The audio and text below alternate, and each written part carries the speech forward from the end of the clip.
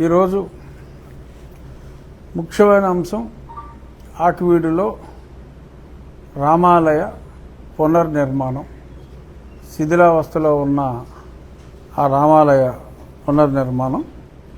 ముందుగా దీన్ని నా దృష్టికి తీసుకువచ్చింది, మరి ఇక్కడ డబ్బా కనపడతలేదు, సాక్షి వారు న్యూస్ పేపర్లో ఒక మెయిన్ ఎడిషన్లోనే, జిల్లా ఎడిషన్ కూడా కాదు, మెయిన్ ఎడిషన్లోనే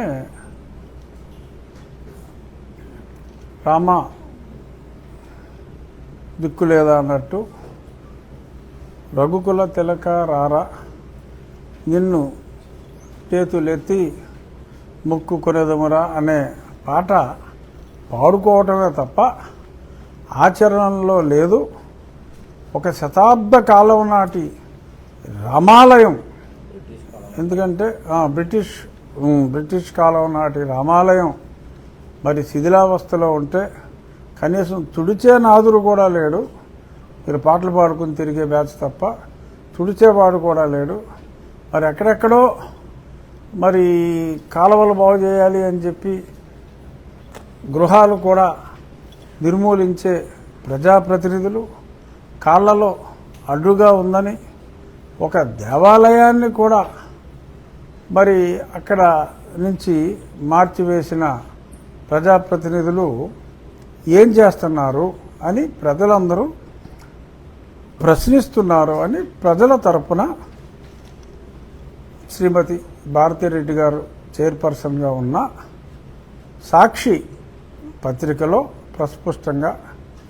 ప్రస్ఫుటంగా రాయటం జరిగింది. అది చూసి నేను ఇమీడియట్గా స్పందించి సాక్షాత్తు సాక్షివాడే ఇంతలాగా రాముల వారికి జరిగిన అపరాధాన్ని మరి అంతగా పరితపిస్తూ ఉంటే, మరి నిజమైన రామభక్తుణ్ణి, పేరులోనే రాముడి పేరు, రఘురాముడి పేరు మరి మా తాతగారు మరి ఎందుకని పెట్టారు, ఆ పేరు పెట్టారు. ఆకివీడికి ఆనుకొని ఉన్న ఐబీవరంలో మా తాతగారు, మా నాన్నమ్మ గారు నాకు ఆ పేరు పెట్టడం జరిగింది. మరి అది లింకో పెద్దగా సాక్షి పేపర్ చదవను నేను. ఆ రోజు సాక్షి పేపర్ చదవటం, మరి రాముల వారికి జరిగిన అన్యాయం గురించి నేను వెంటనే ఆకివీడులో ఉమాగారంటే పురుషుడే, ఉమాగారికి ఫోన్ చేసి అదేదో క్లీన్ చేయండి అని చెప్పి అడిగితే, ఆ క్లీనింగ్కి వెళ్తే పని అవదమ్మా, మీరెవరో తోడటానికి వీల్లేదమ్మా, మేము ఊరుకోం అని చెప్పి అక్కడ వారు అడ్డగించారని చెప్పి నాకు చెప్తే నేను వెంటనే అక్కడికి వెళ్ళటం జరిగింది. తక్షణమే తెలిసిన వెంటనే వెళ్ళా. అక్కడికి ఒక పాస్టర్ గారు వచ్చి, ఇక్కడ ఎవరో హిందువులు లేరు, అందరూ క్రిస్టియన్లే అని చెప్పి వారు చెప్పటం, అది కూడా వీడియోలో రావటం, ఇవన్నీ కూడా స్పష్టంగా కనపడి ఆ రోజే మరి అక్కడ ఉన్న ఒక బాలుడు, అలాగే మన భారతీయ జనతా పార్టీకి కాదు, విశ్వ హిందూ పరిషత్తుకి చెందిన మాణిక్యాలరావు గారు, వారి మీద కూడా దాడి జరిగింది. ఆ దాడిలో వీళ్ళు వెళ్ళి కంప్లైంట్ ఇచ్చేటప్పటికి దెబ్బతిన్నారు. ఒక చిన్న పసిపాప కూడా, అమ్మాయి చెయ్యి కూడా తిప్పేశారు, ఒక 7 సంవత్సరాల బాలిక. ఆ ఎలిమెంట్స్ అక్కడికి వెళ్ళి రివర్స్లో ఒక కంప్లైంట్ వాళ్ళు కూడా పెట్టి మమ్మల్ని కూడా కొట్టారు అని చెప్పి అబద్ధాలు ఆడి ఒక రకమైన డ్రామా క్రియేట్ చేశారు. తర్వాత నేను తెలుసుకున్నది ఏంటంటే, వారికి ఇది పరిపాటి. ఎప్పుడైనా రెండు వర్గాలు కొట్టుకోకల్లా, ఒక వర్గం వారు ఇంకో వర్గాన్ని కొట్టి వీళ్ళే అక్కడికి వెళ్ళిపోయి అవసరం అనుకున్నప్పుడు కొంచెం వాళ్ళే గిరేసుకుని మమ్మల్ని కొట్టేశారని చెప్పి మీరు వెంటనే మాకు చాలా తీవ్రంగా దెబ్బతిన్నాము అని చెప్పి సర్టిఫికేట్ ఇవ్వకపోతే నీ మీద ఎస్సీ ఎస్టీ కేసు పెడతామని చెప్పి డాక్టర్లను బెదిరించి అలా దొంగ సర్టిఫికేట్లు తీసుకుని సో వీళ్ళు పెట్టిన కేసు వాళ్ళు పెట్టిన కేసు ఆ పోలీసు రిజిస్టర్ చేయటం తర్వాత ఏదో సర్లే ఎందుకు లేరా బాబు ఈ గొడవ అని చెప్పి వాళ్ళు వీళ్ళు కూడా ఎందుకు లేదని కాంప్రమైజ్ అవ్వటం. సో కొట్టడం వీళ్ళకి కొట్టించుకోవటం వాళ్ళకి ఒక అలవాటుగా అదొక ప్రహసనంగా మారిపోయింది. అదే మోడల్ ఫాలో అవుదామని అనుకున్నారు తర్వాత కూడా. సో ఆ తర్వాత ఉగాదికి వెళ్ళటం జరిగింది. ఉగాది రోజు జస్ట్ ఆ రోజు పెద్దగా గొడవలు జరగకుండా అక్కడికి వెళ్ళి వెంటనే రావడం జరిగింది. అప్పుడే చెప్పాను శ్రీరామనవమికి ఇక్కడికి వస్తాను, ఎందుకంటే మాణిక్యాలరావు గారు రెగ్యులర్గా ప్రతి శ్రీరామనవమికి పానకం అలాగే వడపప్పు అక్కడ ఇవ్వటం అనేది ఎప్పటి నుంచో జరుగుతుంది. వారి కుటుంబ సభ్యులే సుమారు ఒక 40 సంవత్సరాలుగా కరెంటు బిల్లు కూడా వారి కుటుంబ సభ్యులే పే చేస్తున్నారు. రామాలయం అనే పేరు మీదే ఎలక్ట్రిసిటీ బోర్డు ఇన్వాయిస్ రేజ్ చేస్తుంది, వాళ్ళే పే చేస్తున్నారు. ఆయన కూడా ఈ శ్రీరామనవమికి కూడా మనం అక్కడ పానకం వడపప్పు చెయ్యాలి అని చెప్పి చెప్పారు. తప్పకుండా మనం అది చేయాలి మాణిక్యాలరావు గారు అని చెప్పి చెప్పడం జరిగింది. అందులో భాగంగా మొన్న 27వ తారీఖు శ్రీరామనవమి రోజు అక్కడికి వెళ్ళినప్పుడు ఓ హడావుడంతా ఎక్కడెక్కడ వాళ్ళో చుట్టుపక్కల చాలా గ్రామాలు రిలయబుల్గా తెలిసింది. ఏం సానుభూతి పరులు, ఇక్కడేమీ మొహాటం లేకుండా చెప్తున్నా, నీలి కోటు వీరుడు అవడో వాడే నీలి కోటు వీరుడు తాలూకా మనుషులు ఓపెన్గా క్లియర్గా మహాసేన్ రాజేష్ గారు కూడా చాలా స్పష్టంగా చెప్పారు. ఆ ట్వీట్లు పెట్టింది నీలికోటు డూప్ ఒకడు ఉన్నాడు, ఆ పేరుతో సహా మహాసేన్ రాజేష్ గారు చాలా స్పష్టంగా చెప్పడం జరిగింది. ఆధారాలన్నీ కూడా వస్తున్నాయి, తెర వెనుకున్న గ్రంథ సాంగుల పేర్లన్నీ కూడా వస్తున్నాయి. వారు ఎక్కడెక్కడి నుంచో జనాలు అక్కడ ఉన్న వాళ్ళే కాకుండా కొన్ని పేర్లు అక్కడ ఉన్న వాళ్ళ పేర్లు తెలుసు. ఆ నరేషు, ఆ చిన్న యేసోబా ఏదో చెప్పారు,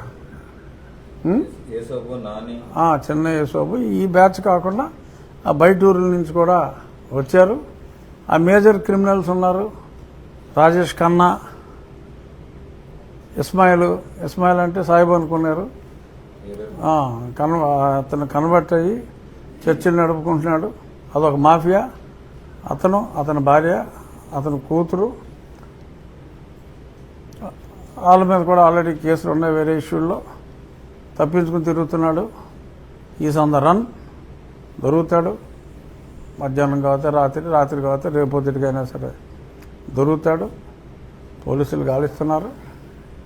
వీళ్ళు వాళ్ళని ప్రొవోక్ చేసి బయట ఊళ్ళ నుంచి కూడా జనాల్ని తీసుకొచ్చి సడన్గా అటాక్ చేయటం జరిగింది. నాకు సిఆర్పిఎఫ్ ప్రొటెక్షన్ ఉండబట్టి పోలీసులను కూడా కొంచెం అప్రమత్తమై వాళ్ళకు కూడా కొంత ఇన్ఫర్మేషన్ వచ్చి డిఎస్పి రఘువీర్ విష్ణు గారు ఆయన కూడా పర్సనల్గా అకంపెనీ చేసి ఇంకో 40 మంది పోలీసులను కూడా తీసుకొని వచ్చి ఆ లోపల అదే జీర్ణమైపోయిన ఆలయ ప్రాంగణంలోనే చాలామందిని బయటికి పంపించి ఒక 2 మహిళల్ని అక్కడ ఉంచారు. వారు బొట్టులో కారం పెట్టుకున్నట్టుగా తర్వాత మాకు రిపోర్ట్లు వచ్చినాయి.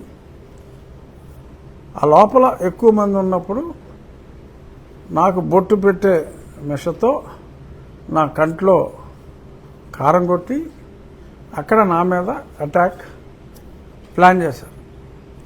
అటాక్ చంపడానిక లేకపోతే కొట్టు వదిలేయటానిక అన్నది తెలియదు, బట్ అటాక్ ప్లాన్ చేశారు.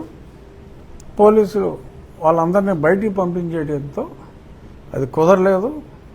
నేను దండ వేస్తూ ఉంటే ఒక లేడీ పెంటమ్మ అనే అమ్మాయి పేరు తెలిసింది.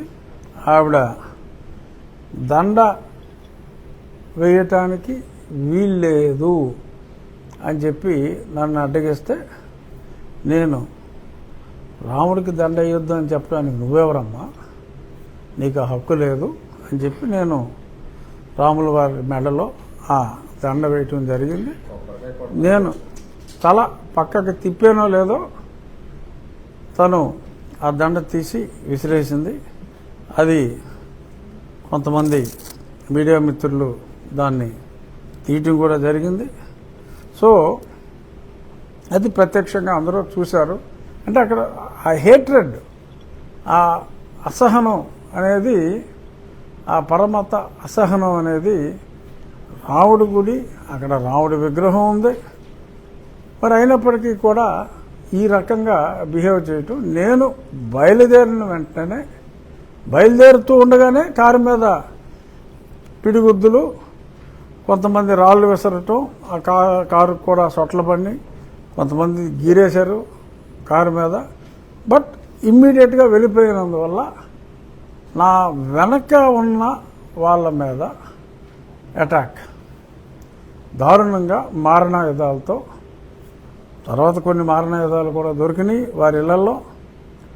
మారణాయుధాలతో ముందే ప్లాన్ చేసుకుంటే ఎవడో రాజమండ్రిలో ఒక కుమారు, ఇంకెవడో సస్పెండెడ్ కుమారు, ఇంకెవడో కుమారు, ఏంటో అందరూ కుమారులే ఉన్నారు.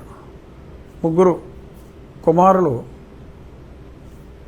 ఇరు వర్గాల మధ్యన ఘర్షణ, అన్యాయంగా ఇలా చేశారు, ప్రీ ప్లాన్డ్గా చేశారు. అసలు ఎమ్మెల్యేకి అక్కడికి రావాల్సిన పని ఏంటి? అరే బుద్ధుందరా, ఒక ఎమ్మెల్యే తన నియోజకవర్గంలో ఉన్న రాముడి గుడిలో అది గుర్తు చేసిందే నువ్వంటే నువ్వే కదా సాక్షి, నువ్వేగా గుర్తు చేసిందే నువ్వు గుర్తు చేసి, అంటే ఈడే టాపేసాడు అనమాట. నువ్వు గుర్తు చేసి నేను రాకపోతే చెప్పినా రాలేదంటావా, వస్తే ఇక్కడ రావడానికి నీకేం పని అంటావా? వీడు సాక్షి అని ఎందుకు చెప్తున్నానంటే, అంత సాక్షి పేపర్ కూడా ఓట్లు వేసిన బ్యాచే కాబట్టి చెప్తున్నా. కొన్నిసార్లు నిజం మాట్లాడాలి, తప్పదు. సో అతనే నన్ను అక్కడికి వచ్చేలాగా చేసి, వచ్చిన తర్వాత నువ్వెందుకు వచ్చావని చెప్పి నీలికుమారులతో మాట్లాడించి, నీలికుమారులు అర్థమైందా, తెల్లమోహం వేశావు వాళ్ళు, నీలికుమారులతో మాట్లాడించి నేను రావడం ఏంటి? నేను ఇక్కడ ఎమ్మెల్యేని, నా నియోజకవర్గంలో ఉన్న ఒక రాముల వారి గుడికి నేను వెళ్ళాలి అంటే నువ్వెవడవరా ఇక్కడికి రావడానికి, కలహాలు సృష్టించడానికి నువ్వు వచ్చావా అంటే, నా సొంత ఊరు ఆకివీడు ఐబీవరం తేడా ఉంది, పొలాలన్నీ కలిసే ఉంటాయి. ఆకివీడు ఐబీవరం పొలాలు, అది నా స్వగ్రామం. నా స్వగ్రామంలో ఉన్న ఒక దేవాలయానికి నేను వెళ్ళాలి అంటే ఆ కాలనీ వాసుల దగ్గర పాస్పోర్ట్ వీసా తీసుకుని నేను వెళ్ళాలా? ఏం మాట్లాడుతున్నారు అలా అర్థం లేకుండా? అది పర్మిషన్ నాకు అవసరమా? సో ఈ రకంగా మాట్లాడుతూ మరి చాలా వక్ర భాష్యాలు చెప్తున్నారు. సో ఇది ఇంత వివరంగా ఎందుకు చెప్తున్నానంటే, ఎవరైనా వాళ్ళ కారు కూతలు నమ్మి ఆ కారు కూతల్లో ఏదన్నా కొంచెం నిజం ఉందేమో అని అనుకుంటారేమో. ఒక స్వతంత్ర భారతదేశంలో ఒక ప్రజాప్రతినిధి అక్కడ ఉన్న దేవాలయం రామాలయం అని సాక్షుడే కన్ఫర్మ్ చేశాడు. సరే, సాక్షి అన్ని అబద్ధాలు రాస్తాడు అనుకుందాం. పోనీ నేను రిపోర్టు ఎంఆర్ఓ గారితో అన్నీ వెరిఫై చేసి రిపోర్ట్ తెప్పించా. మీ అందరికీ కూడా తలకు కాపీ ఇస్తాను. ఇది తహసీల్దార్ గారు అంటే ఎంఆర్ఓ గారు సంతకం పెట్టి ఇచ్చింది. The land in survey number 470-12 is classified as government poramboke గుడి. గుడి అంటే ఏంటి మీకు తెలుసు కదా, దేవాలయము. గుడి అన్నా దేవాలయం అన్నా ఒకటే. అది చర్చి కానే కాదు. గుడి అంటే అది చర్చి కానే కాదు, మసీదు కానే కాదు. గుడి అంటే గుడి. And the name written on the temple entrance wall is Ramalayam. అది నేను చెరిగిపోయినట్టుగా అక్షరాలు ఉంటాయి, అది కూడా నేను తీసి ఎప్పుడో మీడియాలో పెట్టా. ఆ పెట్టిన గంటకే అక్కడికెళ్ళి రంగులు వేస్తారు ఆ కళాకారులు, స్థానిక కళాకారులు రంగు వేస్తారు. రంగు అర్థం ఏమవుతుంది, ముందే ఫోటో తీసాం కదా అక్కడ. ఆ రంగు వేసినా కూడా అది గోకేలా ఇంకా కొంచెం కనపడుతుంది. బట్ క్లియర్గా ఆ ముందు తీసిన ఫోటో ప్రకారం రామాలయం.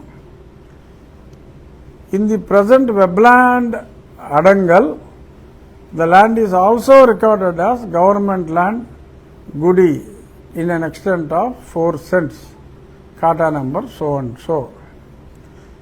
As per the registration department data, akkada EC certificate lo northern boundary of the survey number 470-14 ante idi 470-12 kada, ఆ 14 డాక్యుమెంట్ లో రిజిస్టర్ చేసినప్పుడు నార్థన్ బౌండరీ రామాలయం అని రాస్తుంది. అలాగే ఇంకో డాక్యుమెంట్ 6252/1991 కడితల దేవానమ్మ ఆవిడ కొనుక్కుంది.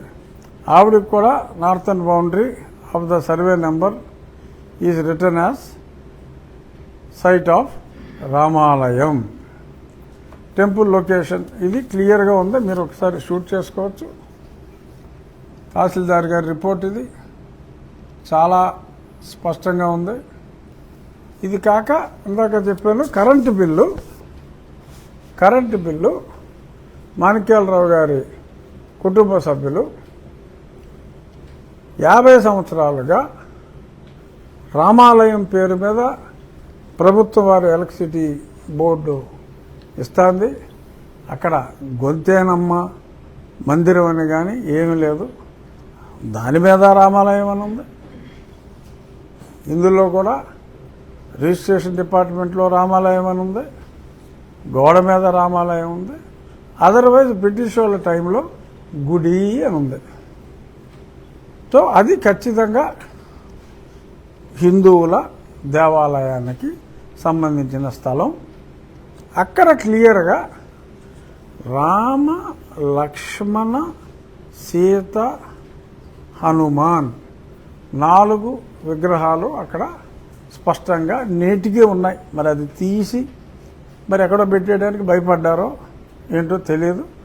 ఇంకా ఈ రోజుకైతే ఉన్నాయి, మొన్నటికి. మరి ఆ తర్వాత ఆ ప్రాంతం అంతా క్లోజ్ చేశారు కాబట్టి ఉండే ఉంటాయని నేను అనుకుంటున్నా. సో అక్కడ ఆ రోజు ఉగాది రోజు నేను చాలా స్పష్టంగా పునరుద్ఘాటించింది ఏంటంటే ఖచ్చితంగా ఇక్కడ రామాలయం కడతాము అని.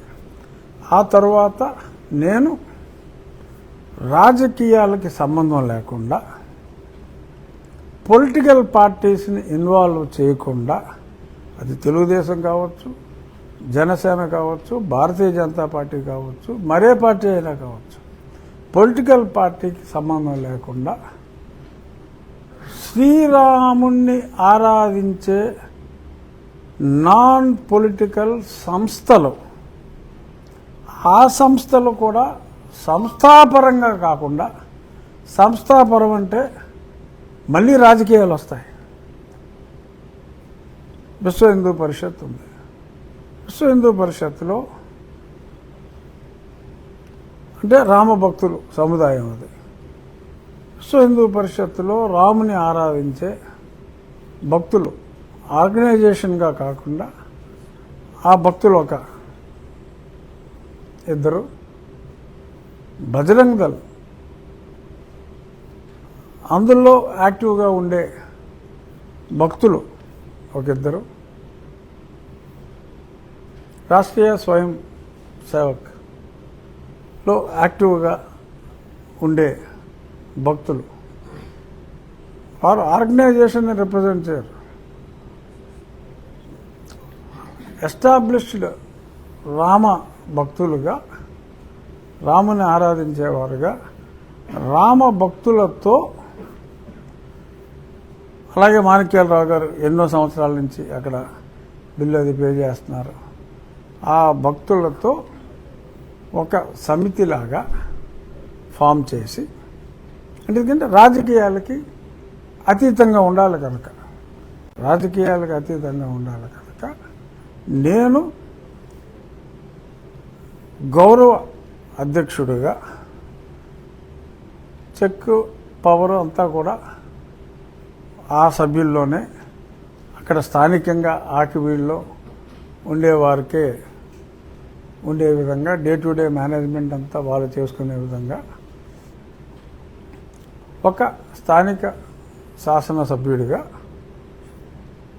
ఒక గౌరవ పదవిలో నేను ఉండి ప్రజల ఆకాంక్ష మేరకు ఒక చక్కటి రామాలయాన్ని నిర్మించాలనే సంకల్పంతో శివనాగిరెడ్డి గారని ఒక ప్రముఖ స్థపతి, ఆయన ఎన్నో గొప్ప గొప్ప దేవాలయాలు ఆయన నేతృత్వంలో కట్టారు. ఆయన తెలంగాణ ప్రభుత్వానికి కూడా ఎన్నో దేవాలయాలకి, అప్పుడు కేసీఆర్ గారు ఉన్నప్పుడు, ఇప్పుడు రేవంత్ రెడ్డి గారు ఉన్నప్పుడు కూడా వారు ఎన్నో సూచనలు చేశారు. అలాగే కంబైన్డ్ స్టేట్లో శిల్పారామం కృష్ణరావు గారి తర్వాత ఈయన కూడా అక్కడ సీఈఓగా పనిచేశారు. వారికి డిజైన్, ఎందుకంటే మనకు ఉన్నది 4 సెంట్లే, బాగా పెద్దగా చేయటానికి లేదు, తక్కువ స్థలంలో అయినా సరే అందంగా కొన్ని శతాబ్దాల పాటు ఉండాలి, చెక్కు చెదరని విధంగా ఉండాలి అంటే నల్లరాతి అంటే కృష్ణశిలతో మనం అద్భుతంగా ఒక డిజైన్ చేసి చేద్దామని చెప్పి వారు ఒక డిజైన్ ఇవ్వటం జరిగింది. ఇగో ఆ ప్రింట్అవుట్ కూడా తెమ్మని ఒకటి దేవాలయం నమూనా. సో ఆ నమూనాలో మనం ఆ దేవాలయాన్ని నిర్మించాలని ముందుగా టీటీడీ వారి సహకారం అని చెప్పి అనుకున్నా. కానీ చాలామంది ప్రజలు ఫోన్ చేసి టీటీడీ కాదండి, మేమే ముందుకు వస్తాం, ప్రజల సహకారంతోనే అది నిర్మిద్దాం, ఇటువంటి సంస్థలు కూడా అక్కర్లేదు అని చెప్పి మాట్లాడిన తర్వాత నాకు భానుప్రకాష్ రెడ్డి గారు కూడా టీటీడీ సభ్యులైన భానుప్రకాష్ రెడ్డి గారు కూడా అన్నా మీరు ఒక లెటర్ పెట్టండి శాంక్షన్ చేద్దామని చెప్పి అన్నారు. లేదు, ఆలోచన ముందే వచ్చింది భానుప్రకాష్ రెడ్డి గారు, కానీ ప్రజల కోరికపై చిన్న చిన్న కంట్రిబ్యూషన్లు ఎక్కువ మంది దగ్గర తీసుకొని ఆ దేవాలయం నిర్మాణం చేయాలి అని చెప్పి అనుకుంటున్నాం.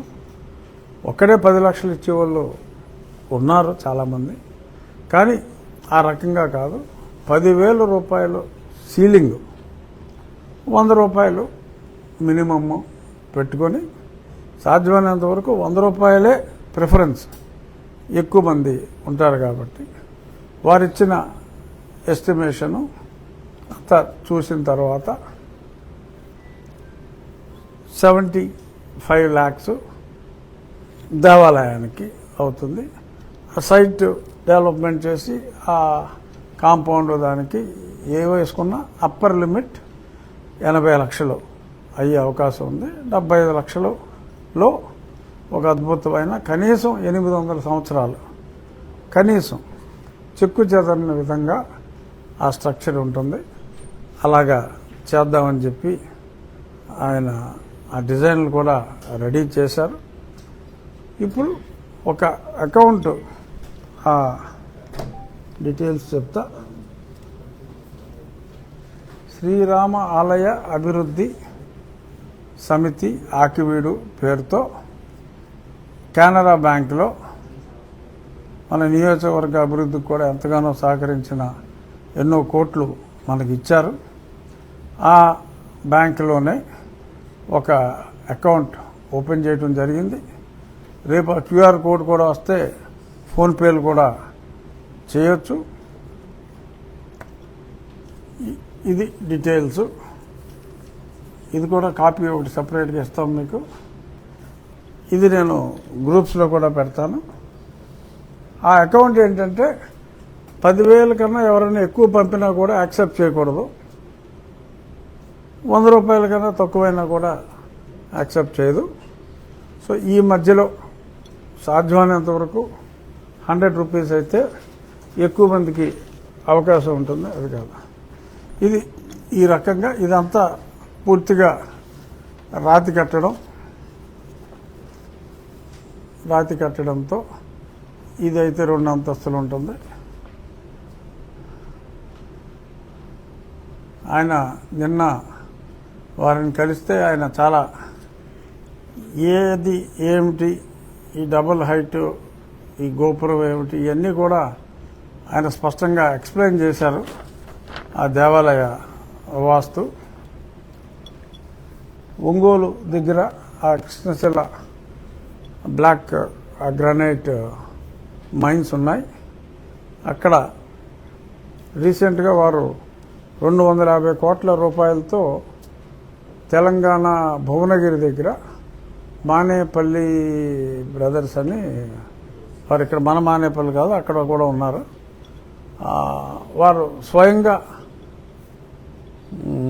చిన్నజీయర్ స్వామివారి నేతృత్వంలో ఒకే డోనరు, ఎవరి దగ్గర ఒక్క పైసా కూడా తీసుకోవాలా, ఒకే డోనర్, సింగిల్ డోనర్ 250 కోట్ల రూపాయలతో ఒక అత్యద్భుతమైన వెంకటేశ్వర స్వామి ఆలయం, అది కూడా ఈయన మన నాకు ఐడియా లేదండి. ఇది నాకు ఆ శిల్పి గారిని అడిగాను. ఆ 250 కోట్ల రూపాయల ఆలయం నిర్మించింది, దాని స్థపతి శివనాగిరెడ్డి గారు. సో ఆయన, నేను నాకున్న పరిచయం మీద ఇది చిన్న ఆలయం అయినప్పటికీ కూడా మీ ప్రత్యక్ష పర్యవేక్షణ ఉండాలి అని చెప్పి నేను ఆయన్ని రిక్వెస్ట్ చేయటం, ఆయన అంగీకరించి స్థలం చిన్నదైనా కూడా చూసిన వెంటనే మనసులో నిక్షిప్తమై ఉండేలాగా, చాలా అద్భుతంగా వచ్చేలాగా, దేవాలయ వాస్తు అంతా ప్రతిబింబించేలాగా ఆ చిన్న స్థలంలో ఆయన మనిషిని పంపించారు. ఆయన జూనియర్ని సుధాకర్ సింగ్ అని, ఆయన కూడా ప్రముఖ శిల్పి, ఆయన అసిస్టెంట్. అతను కూడా మన మొగల్తూరు ప్రాంతానికి చెందిన వ్యక్తి, ఇప్పుడు హైదరాబాద్లో సెటిల్ అయ్యాడు. తను సైట్ విజిట్ చేసి మొత్తం డీటెయిల్స్ అన్నీ తీసుకుని దీన్ని డిజైన్ చేయడం జరిగింది.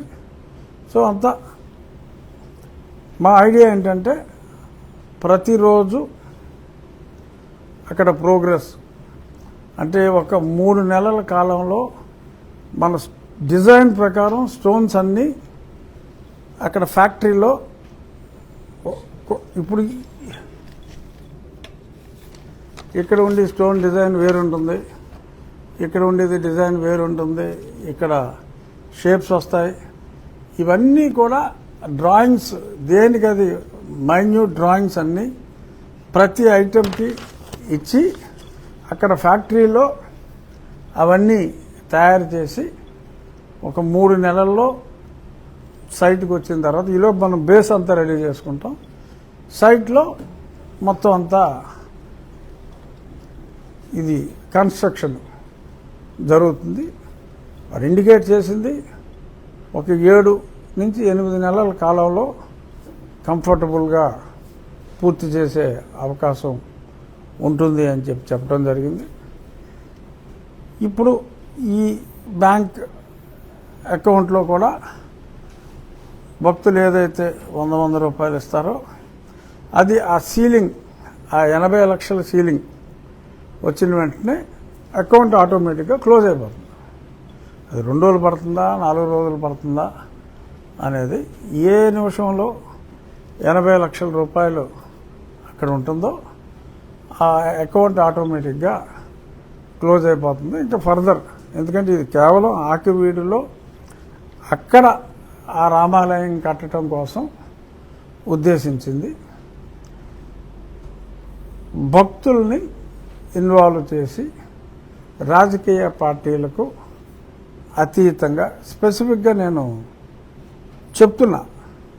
ఎందుకంటే political parties they are not suppose to get involved. Religious యాక్టివిటీస్కి పొలిటికల్ పార్టీస్కి కాన్స్టిట్యూషనల్గా సంబంధం ఉండకూడదు. సో అది ఒక భక్తుడు కమ్ ఎమ్మెల్యేగా nothing to do with my party, ఆ పార్టీకి సంబంధం లేదు. ఒక రామభక్తుడిగా పేరులో కూడా రాముడి పేరు మరి ఎందుకు పెట్టారో పేరులో కూడా ఉంది. తోటి రామభక్తులతో ఆల్రెడీ రాముడి కార్యం మీద ప్రజా బాహుల్యంలో ఎస్టాబ్లిష్డ్, ఎస్ ఆయన రామభక్తుడు, వేణుగోపాలరాజు గారు రామభక్తుడు, విహెచ్పి హెడ్, వెంకటేశ్వర్లు గారు స్టేట్లో విహెచ్పికి అధ్యక్షుడిగా కూడా ఉన్నారు. బట్ ఇక్కడ ఇందులో సభ్యుడిగానే ఉంటారు ఇండివిజువల్గా, రాష్ట్ర విహెచ్పి అధ్యక్షుడిగా కాదు.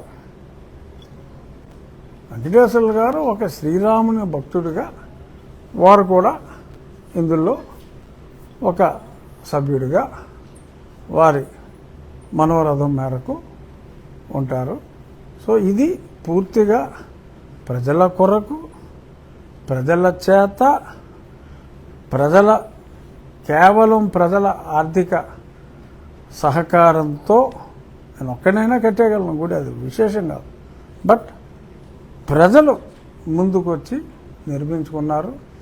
దీనికి కావాలని చిచ్చు పెడతానికి ఇతను వచ్చాడు, ఏదో మాట్లాడాడు అని చెప్పి తెలంగాణ నుంచి ఒకడు, అదొక కుమారు, మళ్ళీ 4వ కుమారు, ఇలా రకరకాల కుమారులు రంగప్రవేశం చేసి మాట్లాడుతున్నారు. ఇది రికార్డ్స్ ప్రకారం కన్ఫర్మ్ చేసిన రామాలయ స్థలం. సాక్షివాడు కూడా వెరిఫై చేసి పరిశోధించి రాసిన ఆర్టికల్లో కూడా స్పష్టంగా రామాలయం అనే ఉంది. సో కాబట్టి రామాలయం స్థలంలో ఆ పాత దేవాలయం స్థానంలో కొత్తగా సిమెంటు ఇటువంటివి ఏమీ లేకుండా పూర్తి నల్లరాతితో ఒక మాన్యుమెంట్ లాగా చక్కగా అక్కడికి వెళ్తేనే ఒక భక్తిభావం ప్రతిబింబించేలా ఈ దేవాలయం నిర్మాణం చేపడతాం. మొన్న ఎంపీ గారు కూడా అక్కడికి వెళ్ళి ఆయన కూడా విహెచ్పి వారు చేపడతారని చెప్పి ఏదో ఒక మాట కూడా అన్నారు. ఇందులో విహెచ్పి నాట్ యాజ్ ఏ సంస్థ, విహెచ్పి సభ్యులు ఉంటారు, వ్యక్తులుగా, మళ్ళీ చెప్తున్నా వ్యక్తులుగా. సో పొలిటికల్గా ఇది ఏ పార్టీకి సంబంధించింది కాదు అని ఎందుకు ఇన్నిసార్లు నేను చెప్తున్నాను అనేది విజ్ఞత కలిగిన మీ మీడియా వారికి ముందు అర్థమైతే ప్రజలకు ఆ విజ్ఞత మీకన్నా ఎక్కువగానే ఉంది. సో కాబట్టి వారు దాన్ని అర్థం చేసుకోగలరు. ఎందుకంటే ముందు మీరు ఏదో ప్రశ్నలు వేసేస్తారు కదా, అందుకని చెప్తున్నా. అన్ని ప్రశ్నలు వేయక్కర్లేదు. ఈ విషయంలో ప్రజలకి ఎందుకు ఇంత స్పష్టంగా చెప్తున్నానో అనేది అర్థమవుతుంది. సో ఈ క్షణం నుంచి ఆ అకౌంట్లో 10,000 దాటకుండా ప్రిఫరబుల్లీ 100 రూపాయలు క్యూఆర్ కోడ్ రేపిస్తాం. అది పంపితే so everything will be taken care. So అది అక్కడ ఎటువంటి కన్ఫ్యూజన్ లేదు. అది హిందువుల స్థలమే. ఎటువంటి ఆటంకం కలిగినా చూసుకుంటాం. అది అప్పర్ లిమిట్ సార్. మళ్ళీ శ్రీరామనవమికి అనేది ఖచ్చితంగా చేయాలని ఆ లోపే దానికి ఒక 2-3 నెలల ముందే కంప్లీట్ చేయాలనేది ఆశయం. అది భక్తుల చేతుల్లోనే ఉంటుంది. అది భక్తుల చేతుల్లోనే ఉంటుంది. ఖచ్చితంగా ఎటువంటి ఇబ్బంది ఉండదు అనే నేను అనుకుంటున్నా. ఎందుకంటే రౌతు కొద్దీ గుర్రం మీరు వదిలేశారు. ఆడ కేసు కడతాడు, నేను ఎస్సీ ఎస్టీ కేసు కడతానంటే మీరు ఇలా అల్లలాడిపోతున్నారు. ఎందుకు భయపడాలి? మన సుప్రీంకోర్టు స్పష్టంగా చెప్పింది. నేను వచ్చిన తర్వాత ఎమ్మెల్యే అయిన తర్వాత ఒక SC ST atrocity case register అయింది ఇక్కడ. ఏదైతే మన సుప్రీంకోర్టు చెప్పిందో నేను అదే ముందు నుంచి చెప్తున్నా. వెరిఫై చేయండి, శ్మశానాలు వెరిఫై చేయండి. సరే అమ్మ శ్మశానం అంటే బాబు శ్మశానం లేదంటున్నారు కొందరు. బతుకున్నారు కాబట్టి లేదు, చనిపోయి ఉంటే అది కూడా ఉండేది. ఎవరి గురించో చెప్తున్నా, ఎగ్జాంపుల్ చెప్తున్నా. ఇక్కడ a regular church visitor who is following Christianity, అతనికి ఎస్సీ అట్రాసిటీ కేసు పెట్టడానికి కానీ, ఎస్సీ బెనిఫిట్స్ రిజర్వేషన్ ఉద్యోగాల్లో వాటిల్లో బెనిఫిట్స్ తీసుకోవటానికి కానీ ఎటువంటి అధికారం లేదు అని నేను 5 సంవత్సరాలుగా మొత్తుకుంటున్నా. 5 కాదు 6 సంవత్సరాలుగా మొత్తుకుంటున్నా. కోర్టు ఆర్డర్స్ కూడా ఇంతకుముందు కూడా ఉన్నాయి. ఇప్పుడు మళ్ళీ సుప్రీంకోర్టుకి వెళ్ళిన తర్వాత చాలా స్పష్టంగా చెప్పడం జరిగింది. సో దీనికి కూడా ఆ పిచ్చి కుమారులు ఇద్దరు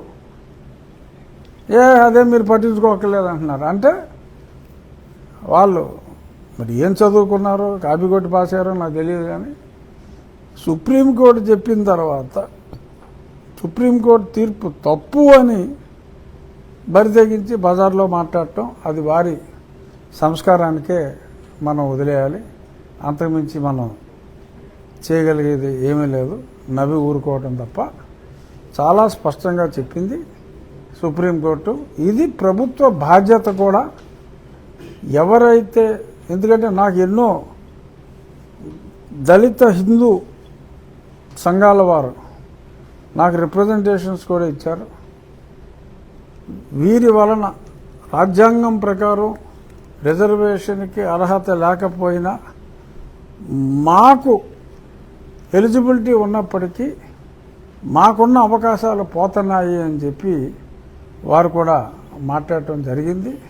సో కాబట్టి ఖచ్చితంగా వారి రాజ్యాంగం వారికి ఇచ్చిన హక్కుల్ని ప్రొటెక్ట్ చేయవలసిన బాధ్యత కూడా ప్రభుత్వం మీద ఉంది. సో ఖచ్చితంగా రాబోయే రోజుల్లో ఎవరికి అర్హత ఉంది, ఎవరికి అర్హత లేదు అనేది కూడా ఏదో గుడ్డిగా ఎంఆర్ఓ సర్టిఫికేట్ ఇచ్చేసాడు అన్నట్టు కాకుండా దాన్ని కూడా సుప్రీంకోర్టు తీర్పులో మెన్షన్ చేశారు. ఒకరికి ఒక సర్టిఫికేట్ ఉన్నంత మాత్రాన, తహసీల్దారో ఎంఆర్ఓ సర్టిఫికేట్ ఇచ్చినంత మాత్రాన అది చెల్లదు. అతను ప్రొఫెస్ చేస్తున్నాడా, ప్రాక్టీస్ చేస్తున్నాడా క్రిస్టియానిటీ అనే దాని మీద అతని అర్హత ఆధారపడి ఉంటుంది. ఆ మతాచారాలని పాటిస్తున్నారా? ఇప్పుడు ఒక వ్యక్తి ఉన్నాడు, అతని తండ్రి అతని తల్లి క్రిస్టియన్ మతాచారం ప్రకారం ఖననం చేశారనుకోండి, ఆ పైన సిలువేసి యెహోవా పిలిచను ఏదో రాసుకున్నారనుకోండి. అబ్బాయి అసలు నేను నా పేరు జోసెఫ్ అవ్వచ్చు, మా తల్లి మేరీ అవ్వచ్చు, అది క్రిస్టియన్స్ దీని మీద పూజించవచ్చు, అక్కడ పాతిపెట్టి ఉండొచ్చు, ఎప్పుడు ఏ రోజు గుడికి వెళ్లకుండా ప్రతిరోజు చర్చికి వెళ్ళి ఉండొచ్చు, అయినా నేను హిందువునండి, నాకు ఎంఆర్ఓ జాన్ గారు నాకు సర్టిఫికేట్ ఇచ్చారు అంటే చెల్లదు. అదే సుప్రీంకోర్టు తీర్పులో స్పష్టంగా చెప్పింది. అందరూ మాట్లాడేది ఏంటి? రాజ్యాంగంలో మతం మారి స్వేచ్ఛ ఇచ్చింది కదా అంటారు. ఇచ్చింది. మతం మారి స్వేచ్ఛ ఇచ్చి ఒక పర్టికులర్ షెడ్యూల్ కాస్ట్లో పేర్కొన్న కులాలకు మీరు మారితే మీకు ప్రత్యేకంగా కల్పించిన ఈ రిజర్వేషన్ హక్కు ఉండదు అని చెప్పింది. ఇప్పుడు రాజులు మారారు, కమ్మవారు మారారు, జగన్మోహన్ రెడ్డి లాగా రెడ్లు మారారు. వాళ్ళకి అంతకుముందు వేరే ఏ రిజర్వేషన్లు లేవు. వాళ్ళు ఒక రెడ్డిగా వాళ్ళకి రిజర్వేషన్, రెడ్డి అనేది ఒక లో కాస్ట్ కులం అనుకో, వాళ్ళకి ఇచ్చిన దాన్ని అందులో ఇప్పుడు మార్పు ఏమి రాలా. వాళ్ళకి ఏమీ ఇవ్వలేదు ఇంతకుముందు, అదే కంటిన్యూ అవుతుంది. ఇచ్చుంటే ఆ పర్టికులర్ రెడ్డి అనే కులం ఎస్సీల్లో ఉంటే, ఎగ్జాంపుల్ చెప్తున్నా హైపోథెటికల్గా, వాళ్ళకి ఏదన్నా మామూలుగా అదర్వైజ్ ఇచ్చి ఉంటే ఇందులోకి వచ్చినప్పుడు ఉండదు. మిగిలిన వాళ్ళకి మతం మారే స్వేచ్ఛ ఉంది, మారారు అంతే. ఆ మతం ప్రాక్టీస్ చేసుకుంటాడు, ఆ దేవుణ్ణి పూజించుకుంటాడు అంతే. ఆడి కలిసి వచ్చింది ఏమీ లేదు.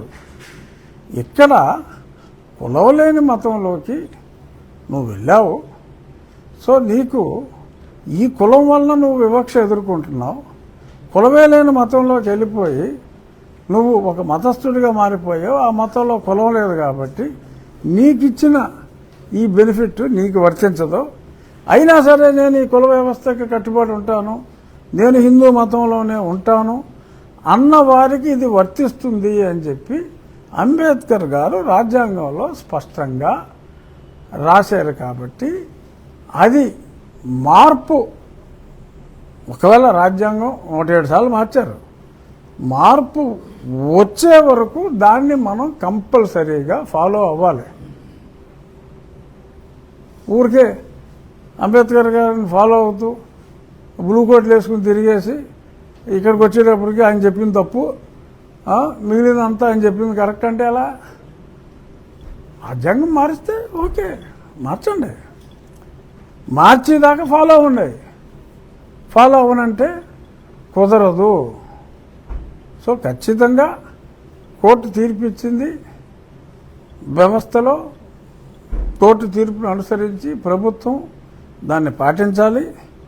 ఎవరెవరు క్రిస్టియానిటీ పాటిస్తున్నారో వారికి ఎస్సీ బెనిఫిట్స్ అనేది ఇవ్వటం చట్టరీత్యా నేరం కనుక డెఫినెట్గా ఒక కన్నేసి ఉంచబడును. ప్రభుత్వం నేను చెప్పేది, మేము ప్రభుత్వంలో పార్టీ, ఖచ్చితంగా ఒక కన్నేసి ఉంచబడును. అలాగే జనావాస ప్రాంతాల్లో అనుమతి లేకుండా చర్చిల నిర్మాణం చేయకూడదు. ఒక ఇల్లు ఉంటుంది, ఆ ఇంటి పైన ఆ హౌస్ ఓనరు ఓ షెడ్ వేసేసి, అది వ్యాపారం అయిపోయింది, ఓ షెడ్ వేసేసి ఓ 10 మందిని పోగేసి మొత్తం మార్చి నీకు వచ్చిన ఆదాయంలో ఆయిల్ రాసేసి ఓ 10% ఇయ్యి అనే కేసులు చాలా ఎక్కువగా ఉన్నాయి. నేను ఆ లిస్టు తెప్పించాను. ఆకివీడులో టౌన్లో 29 జస్ట్ ఇళ్లలో, ఇంట్లోనో లేకపోతే మేడ మీదో ఫస్ట్ ఫ్లోరో సెకండ్ ఫ్లోరో అక్కడ ఒకటి వేసేయటం, అక్కడ ఆ పైన రాసేయటం పలానా పాస్టర్ గారి చర్చు, డానియల్ గారి చర్చు, అబ్రహాం గారి చర్చు అని చెప్పి రాసేసుకోవటం. అవి చెల్లవు. జనావాసాల మధ్యన కలెక్టర్ గారు పర్మిషన్ ఇవ్వకుండా చర్చ్ ఉండటానికి వీల్లేదు. ఆకివీడు మండలంలోనే అనుమతి లేని చర్చిలు 113, అనుమతి ఉన్నాయి ఇంకో 30-40 ఉండొచ్చు. అనుమతి లేని చర్చిలే ఆకివీడు మండలంలో 113 ఉన్నాయి. జనాభా లెక్కల ప్రకారం 2% కూడా లేరంటారు. 113 చర్చిలు ఆకివీడు మండలంలో ఉన్నాయి. అంటే ఎంతమంది ఉండాలి? చర్చకు 100 మంది వేసుకో, అంతమంది ఉన్నారు. అక్కడ ఉన్న జనాభా 50,000. 50,000లో 13,000 అంటే ఎంత ఉందిగా, 10%. అలాగా ఇప్పుడు ఇది మాదివాడ, పాస్టర్ పేరు పేతురు.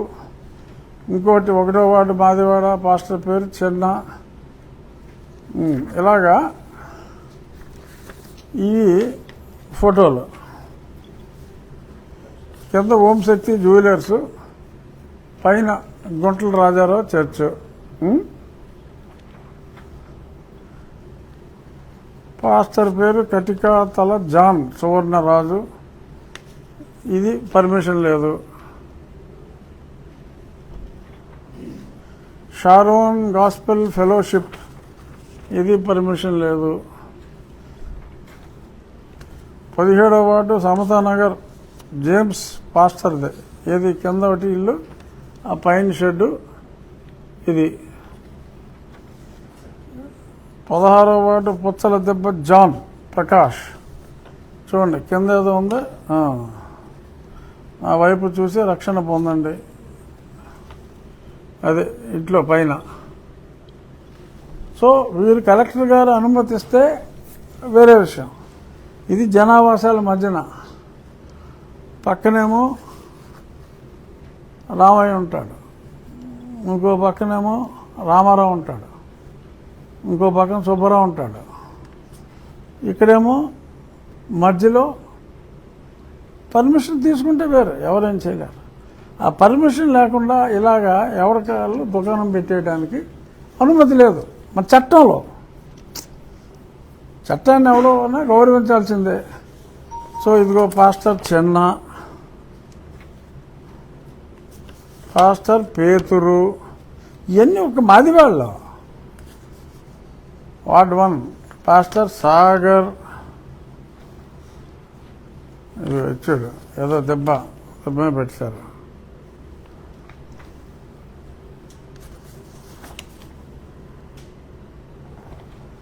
ఇవన్నిటికి ఏలియా చర్చ్ అట్టది. ఇలా ఎన్నో.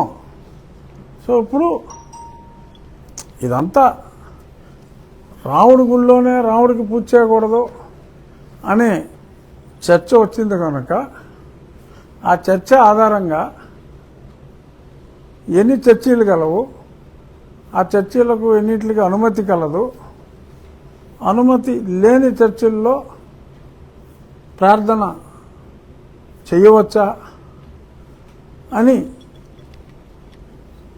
విజ్ఞుల్ని ప్రశ్నించి చట్టాన్ని పరిరక్షించాలని మళ్ళీ అడిగి, సో అలాగ అనుమతి లేకుండా చర్చ్ నడపడానికి వీల్లేదు కనుక అలా అనుమతి లేని గృహ సముదాయాల నడుమ హౌస్ ట్యాక్స్ కడుతూ చర్చిలు ఇలాగ నడిపితే అది చెల్లదు కనుక వాళ్ళందరికీ రాబోయే 2-3 రోజుల్లో నోటీసులు ఇవ్వటం జరుగుతుంది. సో దీనికి నీల్ కుమార్స్ మళ్ళీ బాబో వాయో ఏదో చేస్తున్నాడని కేకలు వేసుకుంటే వేసుకోవచ్చు.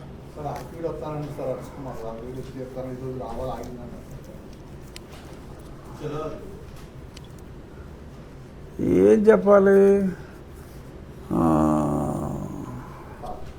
రమ్మనాలి అంతే కదా. ఏదో సినిమా నువ్వు వస్తానంటే నేను వద్దంటానా. అవును, క్లాస్మేట్స్ కాదు, ఒకేసారి యూనివర్సిటీలో చదువుకున్నాం. నాకు ఒకప్పుడు మంచి స్నేహితుడే. సో డెఫినెట్గా సో రావచ్చు, తప్పే ఉంది. వస్తానంటే వచ్చేయాలి తప్ప ఏదో కుంటోడు నేను లేస్తే మనిషిని కాదన్నట్టు నేను వస్తే సిచ్యువేషన్ వేరుగా ఉంటుంది. ఇంకోటి అంటాడు, ఇంకో ఫుల్ కోటు, అసలు వారు 1 సైడ్ అంటాడు. అతను వస్తే పంచులోడు తీసి కొడతానంటాడు. రా, వస్తే 1 సైడ్ ఏంటి, రా 1 సైడ్ 2 సైడ్స్ చూపెడతాం కదా. మనమే ఉన్నాయి, గాజులు దొరుకుని కూర్చోలేదు కదా. సో అలాగా ఛాలెంజ్ చేయటం మంచిది కాదు. అందరూ అన్ని మతాల పట్ల ఏ మతాన్ని మనం విమర్శించకూడదు. నీ మతాన్ని నువ్వు ప్రేమించుకో, ఇతర మతాన్ని ద్వేషించకు. నీ దేవుణ్ణి నువ్వు పూజించుకో, రూల్స్ ఫాలో అవ్వు. మా దేవుణ్ణి కూడా మేము మా దేవుడి ప్రాంగణంలో కూడా పూజించడానికి వీల్లేదు అని అన్నప్పుడు మరి ప్రశ్నించవలసిన ప్రశ్నలు ఇప్పుడు నిన్న మొన్న సోషల్ మీడియా చూసారా? నాది ఒక బిట్టు 8,20,00,000 నిన్న మధ్యాహ్నానికి 8,20,00,000 వ్యూస్ ఇన్ ఆల్ 4-5 ఫార్మాట్స్లో, ఒక 12 సెకండ్ల వీడియో. ఎందుకు వచ్చింది అవేర్నెస్?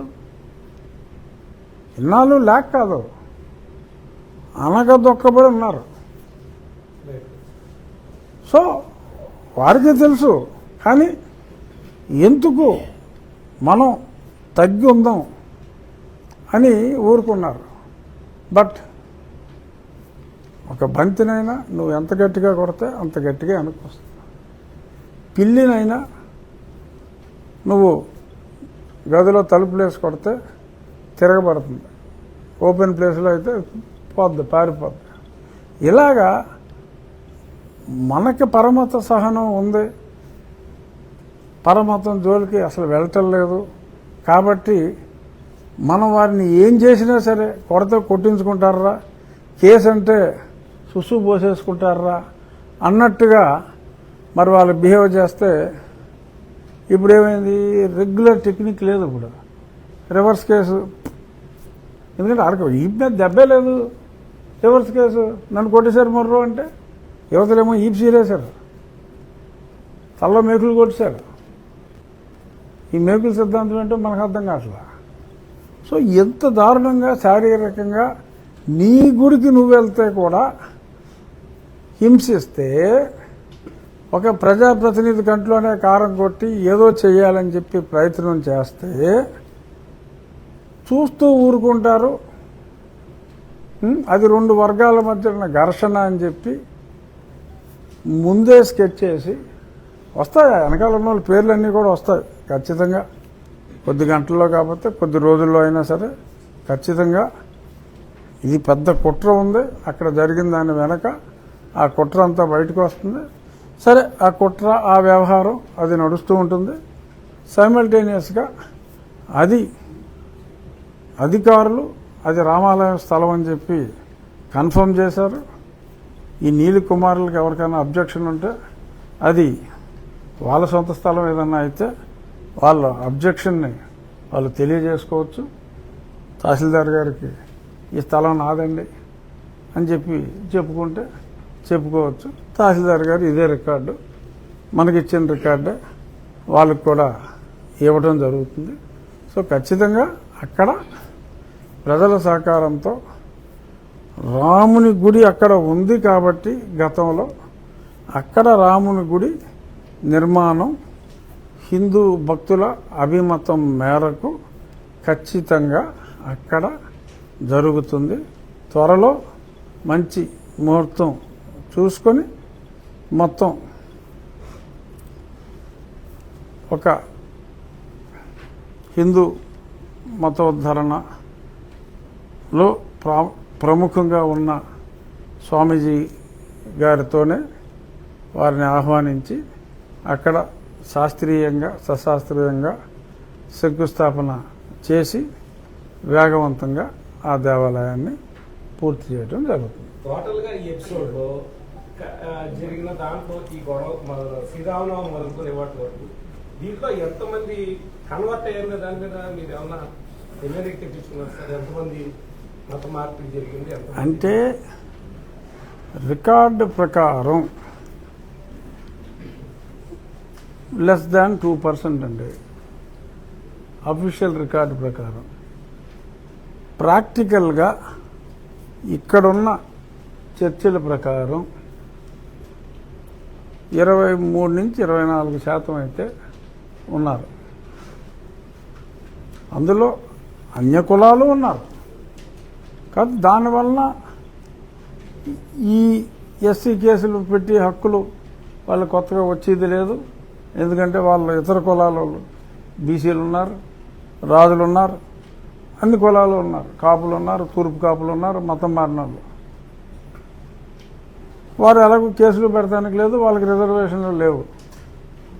అది కాకుండా మారిన వారు ఇంకొక 15% సర్టిఫికెట్ చూస్తే హిందూ అని ఉంటుంది, ఎస్సీ హిందూ అని ఉంటుంది. వాళ్ళు చర్చికే వెళ్తారు, తప్పులేదు. నువ్వు క్రిస్టియన్ అని చెప్పుకో. అరకోటోడు ఏమంటాడు, దళిత క్రిస్టియన్స్ హక్కులు పరిరక్షించాలంటాడు. మళ్ళీ నేను హిందూని అంటాడు. ఇప్పుడు అందులో స్పష్టంగా ఉంది, సమ్వన్ హూ ప్రొఫెసర్స్. ఇప్పుడు క్లియర్గా వీడియో ఉందండి. వాడు ఏమన్నాడు, మాకు ప్రార్థించుకోవడానికి చర్చ్ ఇచ్చావు, చదువుకోవడానికి బడి ఇచ్చావు, ఓ కాన్వెంట్ ఇచ్చావు అని మాట్లాడారు. ఓ బ్రిటిషు అని. మాకు ప్రార్థించుకోవడానికి ఒక చర్చిని ఇచ్చావు అంటే ఏంటి దాని అర్థం? మళ్ళీ ఉద్యోగానికి వచ్చేటప్పటికి తూర్చు నేను హిందువుని ఎవడు చెప్పాడు? అరే ఒక ఫేక్ సర్టిఫికేట్ ఏదో మార్కెట్లో వదులుకుని మళ్ళీ అదేదో ఎవడో ఫేక్ సర్టిఫికేట్ వదిలేసాడని ఎవరికి కావాలి? అసలు క్రిస్టియన్ అని చెప్పి క్లియర్గా వాళ్ళ అమ్మ సమాధి ఉంది. అమ్మ సమాధి అంటే మా నాన్న, ఇంకా మా నాన్నకి సమాధి లేదు, మా నాన్న హిందూ అన్నాడు. సరే, అతను ఏది అనేది ఇప్పుడు 50 లక్షల మంది ఉన్నారండి ఇలాగ రాంగ్ సర్టిఫికేట్తో. 50 లక్షల మందిలో అరకోటి నీళ్ళు కోటి ఒకడో ఎవరికి కావాలి? నోరు మూసుకు కూర్చుంటే ఎవడో పట్టించుకుని ఉండేవాడు కాదు. ఈ ఊరికి ఎక్కువ ఆగేసి ఎక్కువ మాట్లాడేసినప్పుడు ఓకే, ఒక డిస్కషన్ వస్తుంది. మరి గతంలో ఆ వీడియోలన్నీ ఉన్నాయి. సుప్రీంకోర్టు తీర్పు స్పష్టంగా ఉంది. Whoever professes that particular religion profess చేస్తే చాలు. Practice is even much more bigger. Even a mere expression of faith is more than adequate to lose. అది రాజ్యాంగంలో ఉంది, కోర్టు చెప్పింది. సో కాబట్టి నేను ఆ చర్చలోకి వెళ్ళలేదు. నువ్వు నమ్మితే నమ్ము, క్రిస్టియానిటీ మంచి మతం, ఎవడో కాదని లేదు, కులరహిత మతం, నమ్ము, ఫాలో అయిపో. అంతేగాని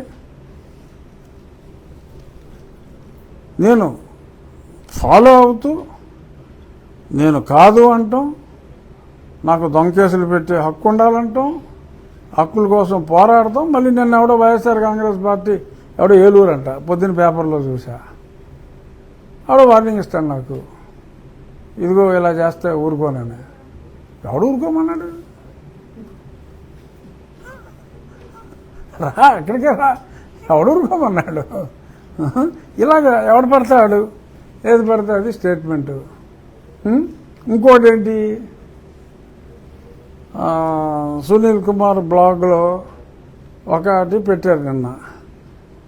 త్రిబుల్-ఆర్ మన దళిత క్రైస్తవుల హక్కుల గురించి అన్యాయంగా మాట్లాడుతున్న త్రిబుల్-ఆర్కి ఓటు వెయ్యను అని మనమందరము ప్రమాణము చేసుకోవాలి అని చెప్పి ఒక సందేశం ఇచ్చాడు.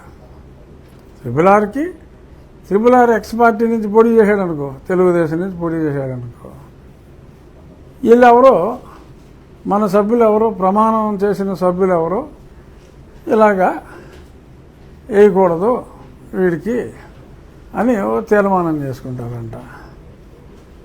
అసలు నిజంగా జరిగిందనుకో, అసలు నాకన్నా అదృష్టవంతుడు, మా పార్టీ కన్నా అదృష్టవంతులు ఎవరైనా ఉంటారా?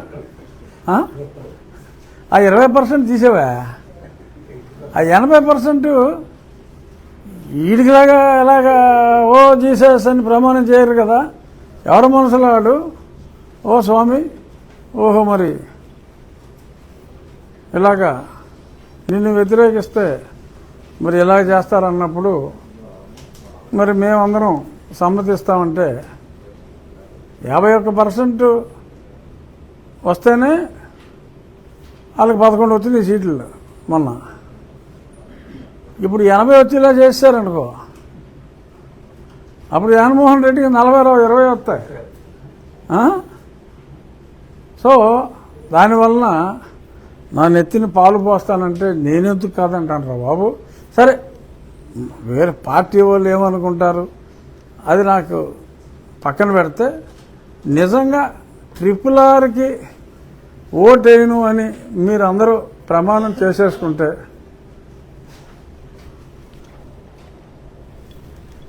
శతకోటి అభినందనలు. ప్రమాణం చేయండి. ఈ ప్రమాణ మహోత్సవానికి RRRకి ఓటేయకూడదు అన్న ప్రమాణ మహోత్సవం ఏదన్నా వైభవంగా జరుపుకుంటే వాళ్ళందరికీ భోజనాలు కూడా నేనే అరేంజ్ చేస్తాను. తెలియజేశా. ఇప్పుడు మొన్న కొద్దిమంది అంటున్నారు, ఓహో అలాగా అయితే మా ఓట్లు అక్కర్లేదని చెప్పి ఎలక్షన్లో నుంచో అని. అలాగే నుంచున్నా.